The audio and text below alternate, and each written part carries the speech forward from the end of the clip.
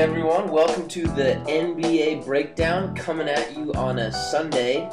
With me is the ex-center of the Brown University football team, Nate Svensson, native of Sweden and the great state of Utah. So he can't wait to talk about the Jazz. Jazz are playing tonight. You know it. Yep, it's going to be some good stuff. Early games today. We're getting started early, coming at you 12:30 Eastern time, so we're not going to waste any of your time. 7 games. Let's jump right in. First game we've got, I believe, Los Bulls contra Los Spurs. Ay, vámonos, amigos. Happy Latino month, Arriba. everyone. Happy Latino month. So we got a 192.5 over-under in this one, -9 for the Spurs. That means Vegas does not expect Los Bulls to score very many points. Should be Los Toros if we're really going to respect the Latinos. Indeed. I wonder if they'll have Los Bulls or Los Toros on their jersey. That'd be cool if they had Los Toros.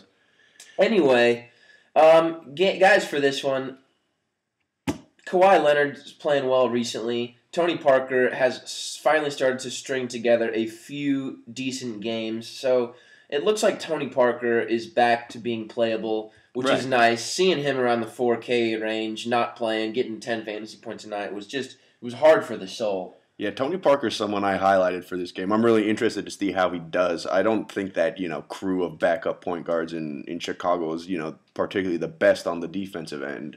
And like you mentioned, Tony's starting to get back in a groove. He's coming off a 24-point, 7-assist game.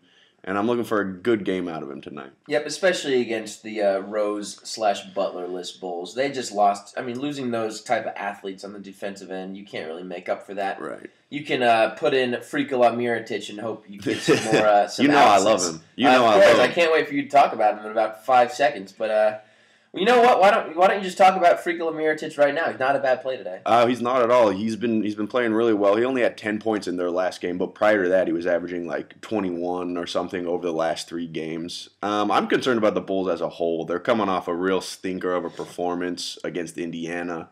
Pau Gasol was the only person who really played well. He had 18 and 10. But I'm really starting to lose my faith in Chicago as a contender as of late. Yeah, it's just tough. You should lose your faith because it's real tough to lose 2 players of that outstanding caliber. Yeah, exactly. And but yeah, so Vegas 192 over under, not a close spread. This is not necessarily the game you want to target mathematically for DFS purposes. So let's move on to Clippers versus Golden State. CP3, DeAndre Jordan. I think even Matt Barnes going to be seeing a ton of minutes today.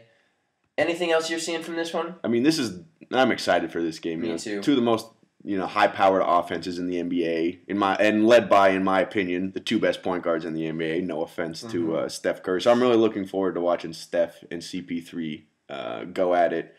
Outside of that, I actually like Draymond Green tonight. I think he matches up well against the Clippers, especially given the fact that they're short Blake Griffin. Yep. So I think he's going to put up he always puts up well-rounded box scores. So I think we can expect a regular Draymond Green game tonight. Andrew Bogut's going to have his hands full down there with DeAndre Jordan, which is really going to open up Draymond Green. I mean, Draymond Green's going to be matched up with who? Spencer Hawes? Spencer Hawes, big baby. I mean, it's just not even going to be. It's not even going to be close. It's going to be an absolute field day for Draymond Green. A guy like Draymond Green with that strength and athleticism and length, going up against a guy like Spencer Hawes, it's just going to be a bad situation. I don't think there's any way Spencer Hawes will be able to get 6 inches away from Draymond Green on the offensive end. There's no way. He's an absurd defender. He's got those freakishly long arms, and he's super athletic for a 4. I'm a big Draymond Green fan. I don't think Draymond Green's going to be giving up too many wide open threes to Spencer Hawes if they're playing the same game.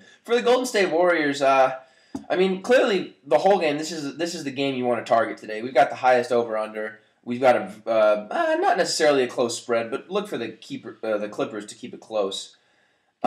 Steph Curry, he's always a candidate. He's pretty matchup proof. Chris Paul's defense as of late has just, I mean, always really. Chris Paul's defense has been swarming. It's been suffocating.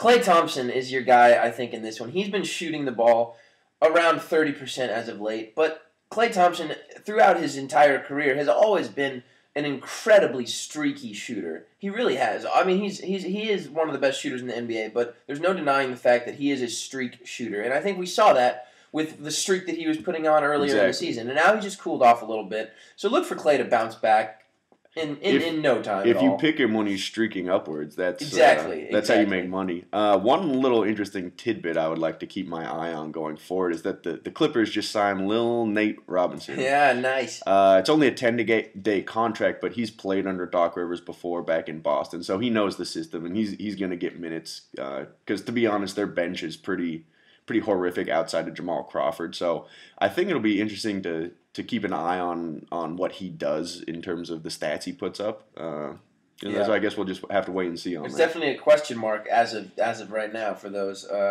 Los Angeles Clippers. Anything else you're seeing in this one, or can we move on? Let's move on to my favorite game of the night. All right, well, I'll let you take this one. 187 over-under. Somehow Brooklyn is a -2. When I'm thinking about this game, it's tough for me to sort of figure out why Brooklyn is the favorite in this one. I think Brooklyn is atrocious, and I thought Utah was playing pretty good ball as of late. I completely agree. I mentioned this before. I think Brooklyn is the color beige. They're just a boring team. I mean, D. Will's on the decline. Brooke Lopez is always hurt, so etc. soft, made of glass. I mean, the one thing I would recommend in this game is just staying away from Brooklyn players. I mean, the Jazz have been playing incredible defense as of late since they inserted Rudy Gobert into the starting #1 defense in the NBA. Highest defensive efficiency, at least points allowed per game. They're just playing great on that end of the ball, so it's tough to kind of predict who's going to get any points for the Nets tonight.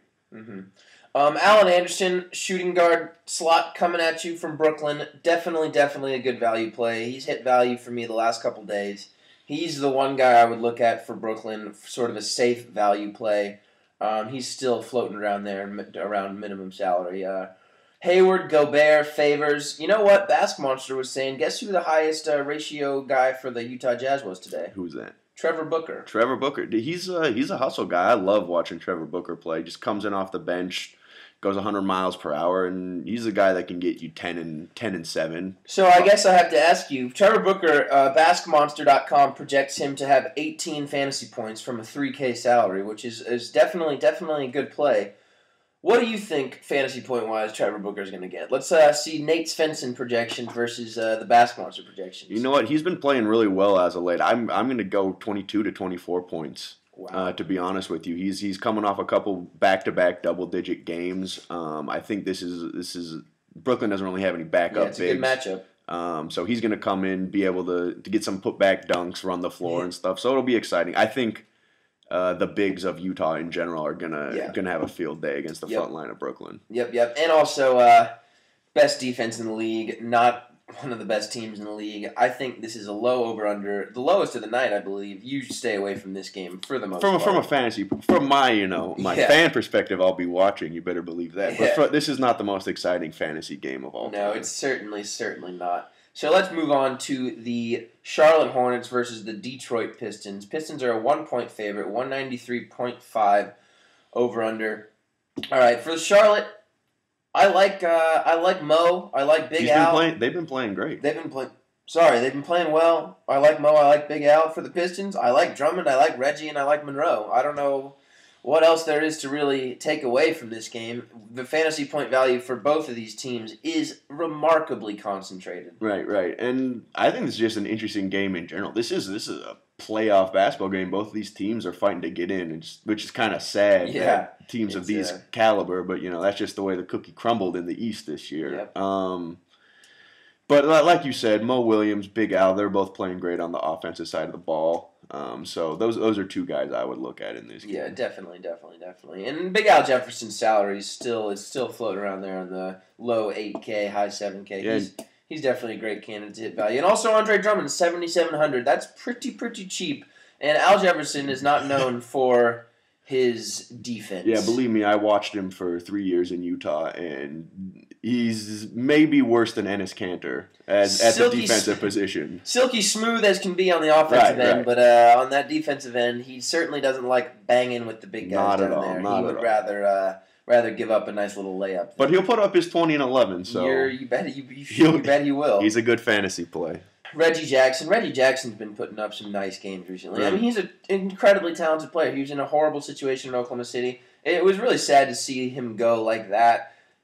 Everyone knew from Oklahoma he was not trying. He would just come out there, play his 15 minutes off the bench. Just a waste of time. Just absolute garbage. I'm glad he's gone for both his sake and the Thunder's sake, because he was not giving the Thunder the effort that they needed at that time, especially in their with their playoff picture. Yeah, I imagine with you being such a big Thunder fan, it must have been tough to watch someone that is just obviously as talented as Reggie Jackson is put the sort of effort he was putting at the beginning of the season. Yeah. So it's good he's moved on. I think he's kind of found a groove in Stan Van Gundy's offense. Yeah. So I do like him in Detroit. Yep, definitely.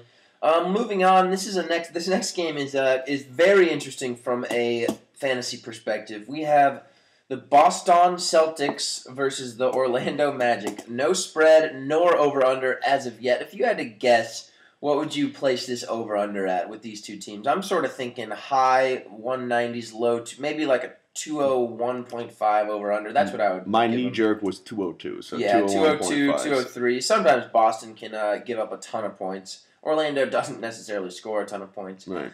So, look, this is going to be an interesting matchup with the big guys. Tyler Zeller, Nick Vucevic. Nick Vucevic is in a tremendous spot. He's in a great spot today. He's a good player. He is a good player. He's good on the ice, sort of like Al Jefferson. He's good on the offensive end, but Nick Vucevic is the worst defender of the center position in the entire NBA. So you got to play someone big for Boston, and Tyler Zeller, I believe that is going to be his matchup. He's going to match up with Vooch today. I don't ever like playing anyone with the last name Zeller, but he's a good value pick today. Today, based on his matchup, I have to. Marcus Smart, another guy. Avery Bradley, if he is out, Marcus Smart is probably going to be in most of my lineups. I believe they were going to reevaluate Avery Bradley, so it's kind of too early in the day to tell if he'll play at this point. Check before tip-off Avery Bradley, because that's important. If Avery Bradley plays, I might lean off of Marcus Smart a bit. I definitely would lean off of Oladipo if Avery Bradley played, but if Avery Bradley is in the game, is not playing, I am playing Oladipo. He's been exploding as of late. Avery Bradley is a premier defender. If Avery Bradley's gone, Oladipo is going to have a nice day. Toby Harris, another guy, around 6,300 for the small forward slot. He's going to start hitting value very soon. I'm just telling you, if he's getting 35 minutes, he's a good pick. Right. One person I'm going to bring up from this game, I'm the conductor of his personal hype trains, Isaiah Thomas. He's been cold-blooded since he got traded to the Celtics. He had 14 points in the fourth quarter last night and had this sick stretch, 12 points in 2 minutes, drained 3 threes, hit 3 more at the line. He's playing out of his mind right now, averaging 21, 5, and 3 as a Celtic. And I'm looking forward to more of the same tonight against the Magic. 6,300 for Isaiah Thomas. He's definitely going to be in all of my lineups tonight, especially since Orlando, the point guard and center position defensively for Orlando is one of the worst things we've ever seen in the NBA as far as a defensive efficiency per position ranking. And the point guard kind of surprises me because they have that the rookie Elfrid Payton coming in there, and a lot of his hype coming out of college was his ability to defend one-on-one, and that's just something that hasn't reflected itself in the numbers because they give up a lot of fantasy points per minute at the point guard position. Yep, it hasn't reflected his numbers, and you know why I believe it is like that is because, look, if you're a point guard, you can't stop the guy. You can't stop your guard from shooting. You can only funnel them into the big guys.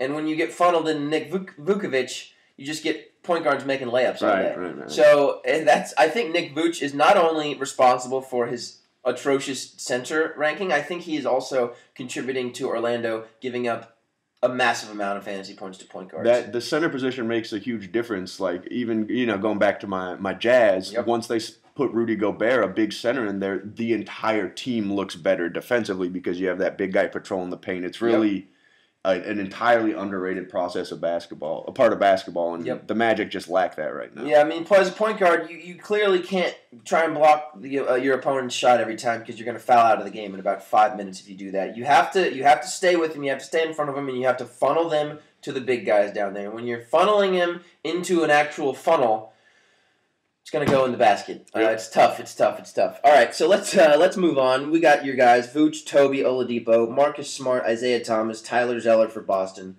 Exciting game in general. Indeed. Raptors versus OKC, -6.5 for Oklahoma City, 213 over under. Definitely a game you want to target. Yep. Definitely want to have Russell Westbrook in all of your lineups. I mean, the question on all our minds is just what's he going to do next, right? Yeah. It's going to be something amazing and spectacular as per usual, and we're still going to be surprised about it. So I was looking on the ratio ratings from Basketmonster, which is basically the best plays of the day in terms of price versus projected fantasy point value. Russell Westbrook, I saw him with a ratio of 56, and I was thinking, my goodness gracious, that is incredibly high for a player who is 12,000. But I looked at his projected points. Russell Westbrook is flat projected 70 fantasy points tonight.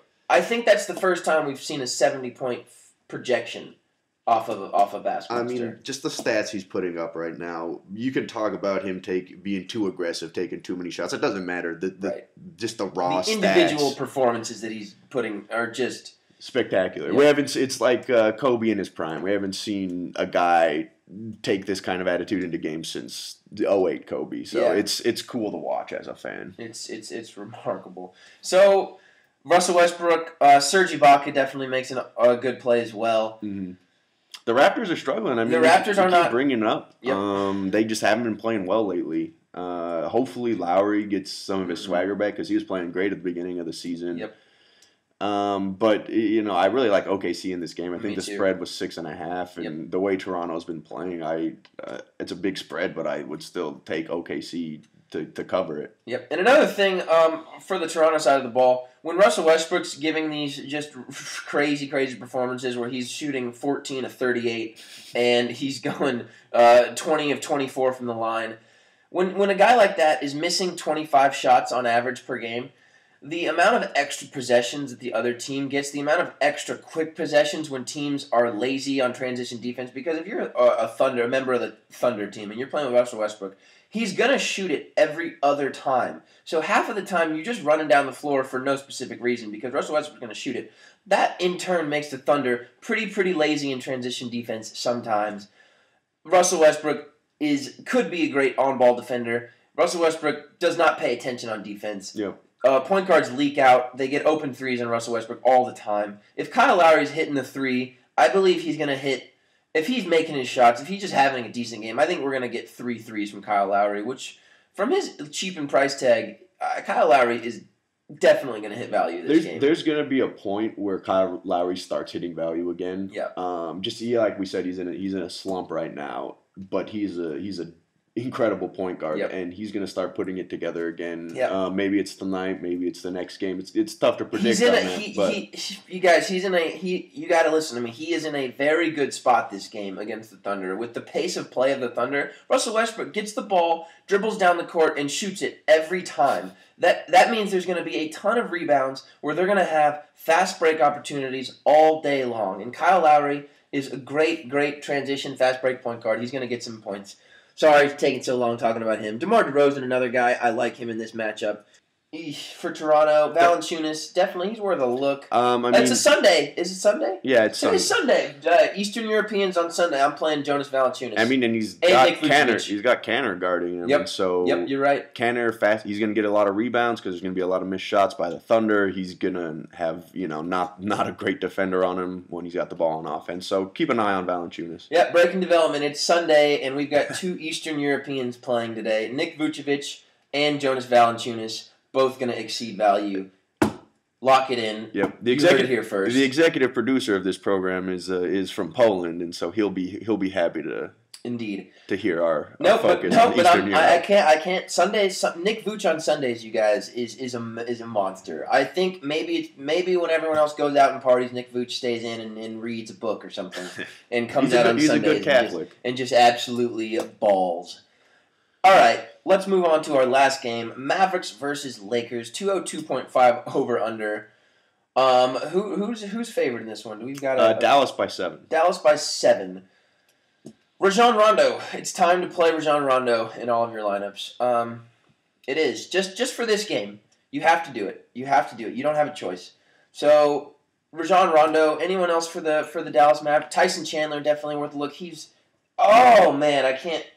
Tyson Chandler. I had a lineup the other day. One of the lineups, the recommended lineups I gave you guys. Tyson Chandler. He gave me 10 fantasy points. The overall score was 304. So if Tyson Chandler had a good game, I would have had a better dinner that night. Yeah. You see, the problem that I've noticed with Dallas this year is they're sitting at like the 7th seed in the West, and they do a really good job beating up on the bad teams in the league. And right now, the Lakers are a bad team in this league. Unfortunately for the Mavericks, they just can't put it together against the good teams. They got blown out by Golden State the other night. So I think Dallas could put up a bunch of points. I think Rondo's a good target. Dirk's a little too old to target consistently. He's tough to predict. So I think Rondo's the only guy I would keep my eye on the Dallas side of the ball. But on the Lakers side of the ball, I'm going to tell you about a kid I'm really starting to like. It's Jordan Clarkson. He can ball. I don't know if you've watched him. He's another D-League call-up.